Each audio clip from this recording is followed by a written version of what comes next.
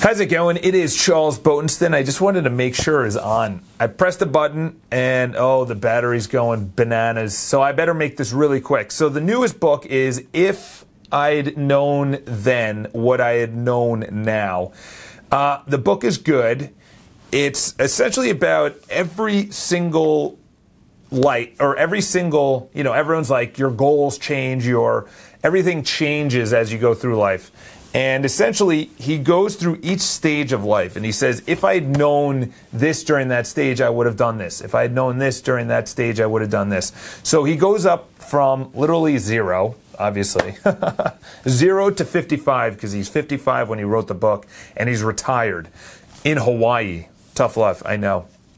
But he goes over every single, he goes from zero or newborn to about 7, but he also goes over if you are the parent of someone that is that age, which is actually really helpful.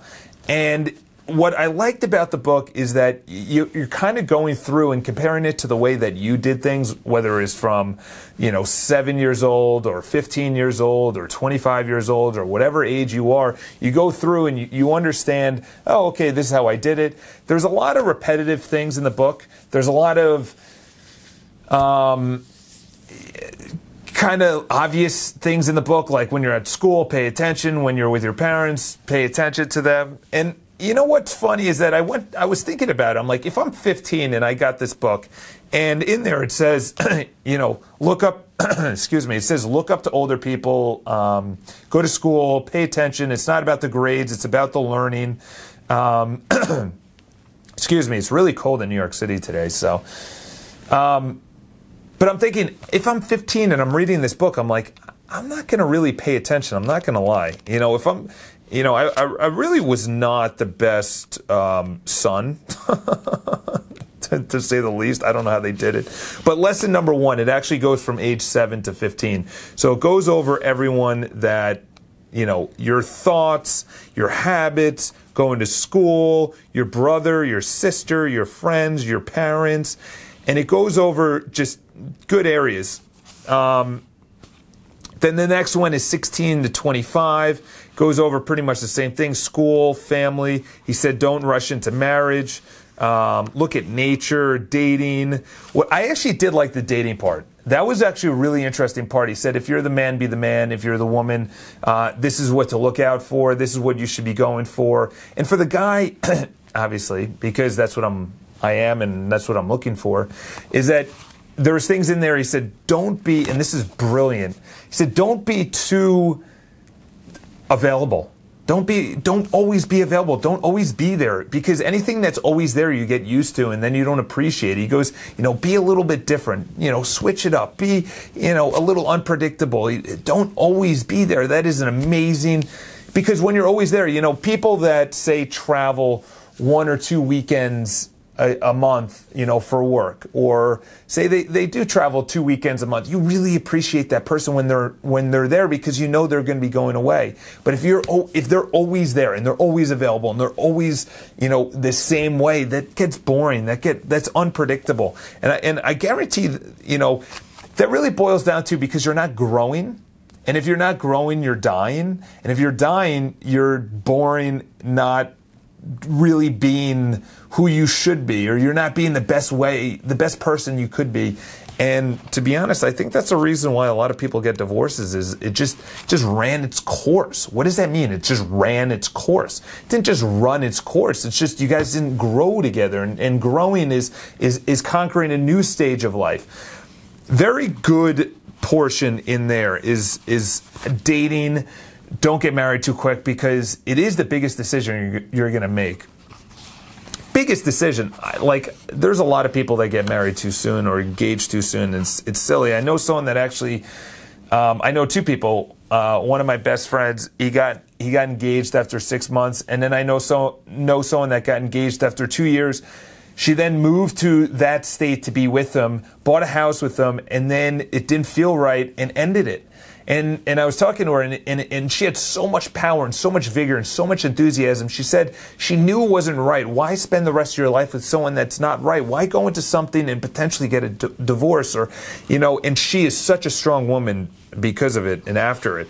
So what I got out of the book is that, so I'm 29, and you look at it and you're like, what's good is you look at the things in the future that he talks about: retirement, saving money, finances, dating, marriage, when you have kids, the different stages. Say you're 40 years old, those kids are now like 10 or 5 or whatever. Like for me, I'm 29. I'm not going to have a 10-year-old kid when I'm 40. Well, maybe I could, I don't know. Hopefully not, actually, because that means that it wasn't really planned out, or I just fell deeply in love very fast.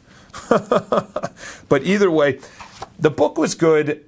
To be honest, because he covers such a breadth, he goes only an inch deep. What would be amazing is if he said from age 7 to 15, and he just dove right into it for 150 pages in one book, and then another book from 15 to 26, and these are the stages he goes after, and then he goes even deeper. So don't go after it. It's a quick read. Listen, I crushed this within probably 3 days. It's only 140 pages, 130 pages. Went through it very quick. I think the biggest thing is he brings up, and nobody really brings up in many books on life, is your thoughts and how much it affects you. Your thoughts are massive. And he talks about that all day long. Your thoughts affect your emotions. Your emotions affect what you do, and what you do affect your actions and your outcomes. So if you have bad thoughts, you're not going to have good feelings. And if you don't have good feelings, you're probably not going to take a risk, because you're going to think it's not going to work out. And if you don't think it's going to work out, then you're just going to cruise through life. And I don't think you can cruise through life because it is too competitive. So instead of cruising through life, grow through life. And that's what he's saying, is that you have to be positive. You have to consistently be positive in anything you do. And that's work, in life, in your family.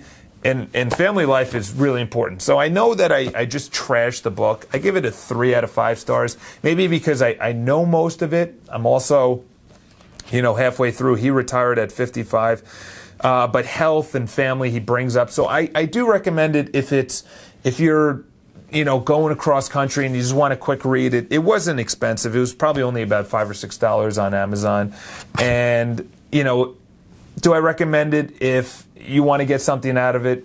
No, but it's a good overview. Or if you're not into reading a lot, like I read a lot of books. But if you're not into reading a lot, it is a good starter. It's a good medium book. But if you're advanced and you read a lot of these kinds of books, then I wouldn't really recommend it. I don't think it's worth it. Do I skip it or read it? I think I would read it. I would read it because you're going to take away a couple things in there. What I really did appreciate was the dating. The dating was amazing. Being unpredictable, don't curse, being the man, being the leader. For the woman, it's, have a life outside of the husband, have your friends, keep in touch. I didn't really pay attention to the woman area, to be honest, because it's not me, it's not going to affect me. So anyway, I'm Charles Botenston from Charles Botenston.